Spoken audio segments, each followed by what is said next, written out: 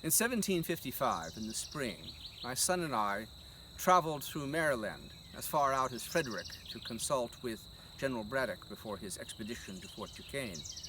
As we passed through Maryland, we met with Colonel Benjamin Tasker, a fine gentleman, who invited us to stay at his house.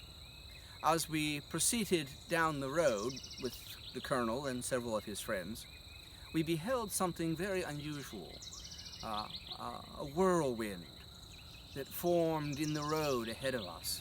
We could see it because it picked up the dust from the road and that made it visible. And then it proceeded towards us, and so we stood to watch it go by. Well, I was so fascinated by this phenomenon that I felt obliged to follow it, which I did. It did not move with any great rapidity, so I was able to keep pace with it very easily. I think a man on foot could have done so. Now, when I had been at sea, various shipmasters had told me that if you fire a shot through a water spout, or so they had been told, it would break the spout, that is, a whirlwind at sea. And I wondered if I could break this one, it not being very big, only about the size of a barrel where it touched the ground, and something in the shape of a sugar loaf, spinning on its head, as it were.